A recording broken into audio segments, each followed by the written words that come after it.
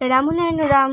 আমি সর্বপ্রথম ঠাকুর শ্রী শ্রী বালকমুরলী মহারাজের চরণে জানাই শতকোটি প্রণাম এবং আপনাদের সকলকে জানাই বৈদিক অভিনন্দন। রামনারায়ণ রাম। এই বলে আমি আজকের তত্ত্ব আলোচনা শুরু করছি। সেদিন খুব গরম পড়েছে, আমরা সবাই গরমে ছটফট করছি। ঠাকুর বললেন, আমার ছোটবেলার একটি গল্প বলছি, শোনো। গ্রামে আছি, যে বাড়িতে আছি সেখানে একটি মন্দির আছে। নিত্য বিগ্রহের পুজো হয়। পূজারী ব্রাহ্মণ প্রায় 1.5 মাইল দূর হতে এসে পুজো করে যান এবং সন্ধ্যাবেলা এসে বিগ্রহগুলো শয়ন করিয়ে যান। আমি তাকে বললাম, আপনার দুবেলা করে আসতে হয়, আমি না হয় সন্ধ্যাবেলা বিগ্রহ শয়ন করব, আমাকে একটু দেখিয়ে দিয়ে যান। পূজারী ব্রাহ্মণ একটু রেহাই পেলেন। তিনি আমাকে দেখিয়ে দিলেন কোন বিগ্রহ কিভাবে শোয়াতে হবে। বিগ্রহের ভেতর লক্ষ্মী, গোবিন্দ আর শালগ্রাম শিলা, বড় কাঠের সিংহাসনে তাদের শোয়ানো হয়। প্রথমে লক্ষ্মী গোবিন্দের শয়ন পদ্ধতি দেখিয়ে দিলেন, তারপর শালগ্রামের আসনের দিকে আঙুল দিয়ে দেখিয়ে বললেন, একে এখানে শোয়াবে। সন্ধেবেলা ঠাকুর ঘরের দরজা খুলে লক্ষ্মী, গোবিন্দ ও শালগ্রামের ছোট্ট আসন দেখলাম। তারপর মশা তাড়িয়ে মশারি খাটিয়ে শয়ন করালাম। শঙ্খ, ঘণ্টা, কাশি শয়নের পর বাজাতে হয়, তা করলাম। আগাগোড়া যাই করলাম, সেই দরজা খোলা হতেই যার যার জায়গা তাকে তাকে রেখে দেওয়া পর্যন্ত। নামাকরণে শুধু ভেদ। কোনোটার নাম দরজা, কোনোটার নাম কোষাকুষি, কোনোটার নাম শালগ্রামের আসন। কি শঙ্খ, কি ঘণ্টা, কি কাশি, প্রকারান্তরে এক জাতীয়ের মতোই তো, শুধু বারবার ভিন্ন জায়গায় তাকে রাখা হলো।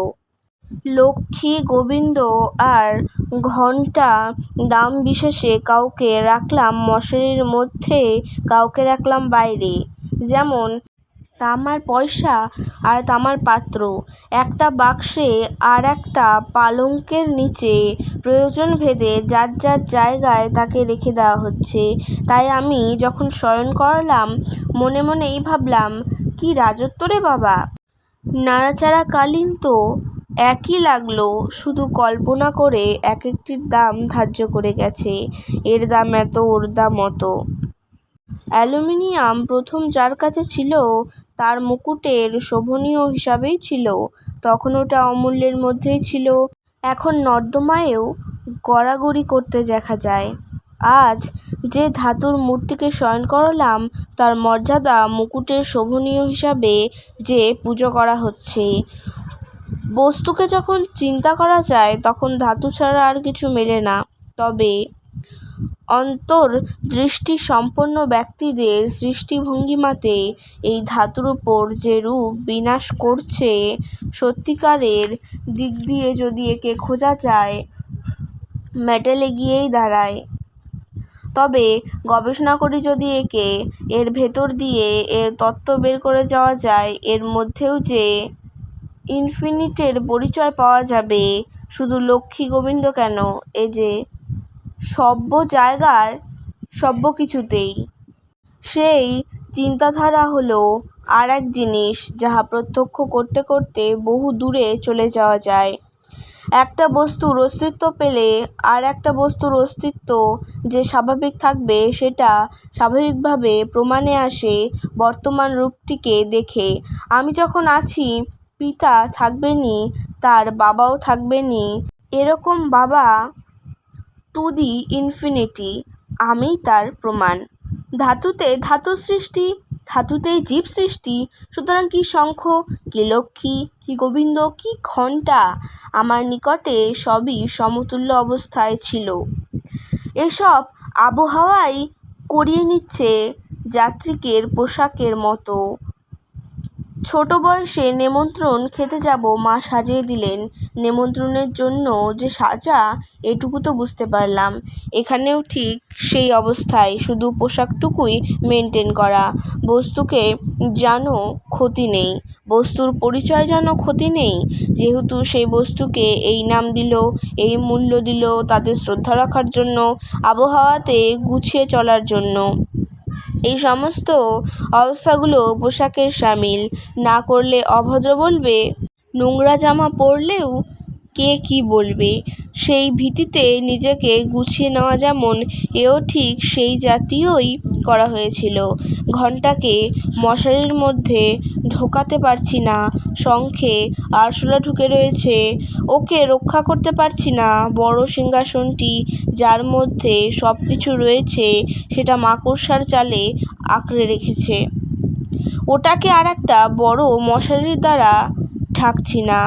আর ভাণ্ড বাসন তো বহু পড়েই আছে। মন্দিরের তো প্রশ্নই আসে না, কাকে রেখে কাকে ছাড়ি। বেশ তো মজার ব্যাপার।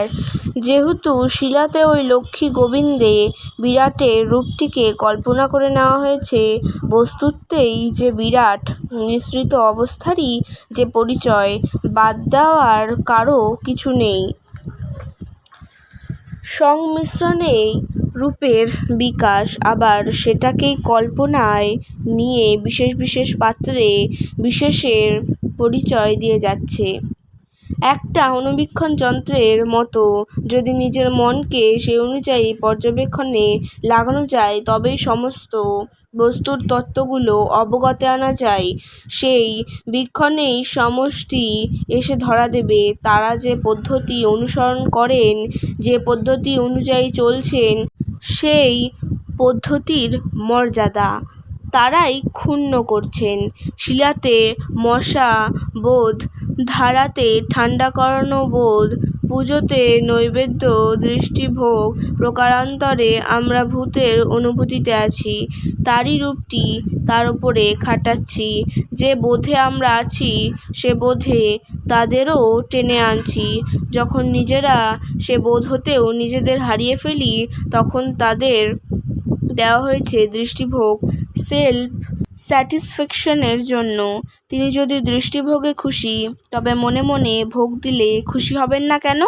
আমি মনে মনে দুনিয়ার ফল দিয়ে দিলাম, দুনিয়ার মিষ্টি দিয়ে দিলাম, দুনিয়ার জল দিয়ে দিলাম। যে মাংসাশী ঠাকুর, তাকে দুনিয়ার সমস্ত জীব দিয়ে দিলাম। যে নিরামিষাশী, তাকে দুনিয়ার সমস্ত উদ্ভিদ দান করলাম। ইদং সোপকর্ণম বিশ্বভোজম্য তুভং নমঃ। দৃষ্টিভোগটা সম্বন্ধে যখন তারা কনসিয়াস বা সচেতন, কল্পনা করেই হোক বা গল্প শুনেই হোক, কে কোথা হতে যে কী পেয়েছে একথা তারা নিজেরাই জানে না মনে হয়। শোষণ প্রথা নিয়মানুযায়ীতেই যে গাথা। আজকের তত্ত্ব আলোচনা আমি এখানেই শেষ করছি। দেখা হচ্ছে পরের ভিডিওতে। ভালো থাকবেন, সুস্থ থাকবেন। রাম নারায়ণ রাম। প্রতিদিন এরকম নতুন নতুন ভিডিও দেখতে হলে আমার চ্যানেলটিকে সাবস্ক্রাইব করবেন এবং পাশে থাকা বেল আইকনটি প্রেস করবেন। ভালো লাগলে লাইক, কমেন্ট এবং শেয়ার করবেন। ধন্যবাদ।